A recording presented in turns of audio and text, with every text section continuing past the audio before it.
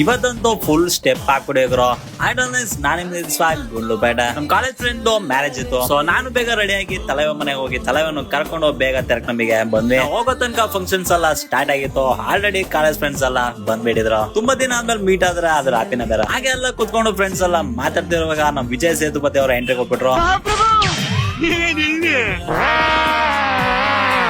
ಹಾಗೆ ಹೊರಗಡೆ ವೆದರ್ ನೋಡೋಣ ಅಂತ ಬಂದ್ರೆ ನಮ್ಮ ಅಲ್ಲು ಅರ್ಜುನ್ ಫುಲ್ ಮಾಸ್ ಆಗಿ ಎಂಟ್ರಿ ಕೊಟ್ಬಿಟ್ರು. ಏನ್ ಸ್ಮಾರ್ಟ್ ಆಗಿದೆಯಲ್ಲಿ ಆಫ್ರಿಕಾದಿಂದ ನಡ್ಕೊಂಡೇ ಬಂದ್ಬಿಟ್ಟಿಯೇನೋ.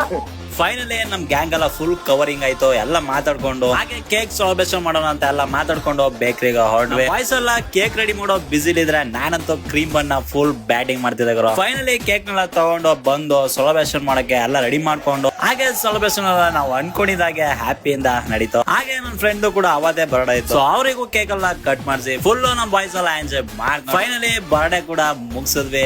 ಹ್ಯಾಪಿನೇ ಬೇರೆ. ಎಲ್ಲ ಒಂದೇ ಕಡೆ ಸೇರಿದ್ಮೇಲೆ ಅದು ಮುಗೀತು. ಹಾಗೆ ಊಟ ಟೈಮ್ ಆಯ್ತು. ಊಟದ ಕಡೆ ಹೋಗಿ ಊಟ ಮಾಡ್ಕೊಂಡು ಚೆನ್ನಾಗಿ ಬ್ಯಾಟಿಂಗ್ ಮಾಡ್ಕೊಂಡು ಹಾಗೆ ನಮ್ ಹುಡುಗರಂತೂ ಚೆನ್ನಾಗಿ ಬ್ಯಾಟಿಂಗ್ ಮಾಡ್ಕೊಂಡು ಫುಲ್ ಕ್ವಾಟ್ಲೆ ಮಾಡ್ತಿದ್ರು ಬ್ರೋ. ಈ ನನ್ನ ಮಕ್ಕಳಿಗೆ ತಿಂದ್ಬಿಟ್ಟು ಮನೇಲಿ ಬೇರೆ ಏನ್ ಕೆಲಸ ಇರಲ್ಲ, ಇಲ್ಲಿ ಬಂದು ನಿಂತ್ಕೊಂಡು ಹೋಗೋ ಬರೋರ್ನೆಲ್ಲ ತರಲೆ ಮಾಡ್ಕೊಂಡು ಪೋಸ್ ಕೊಟ್ಟಿರ್ತಾರೆ ಬರ್ಡೇ.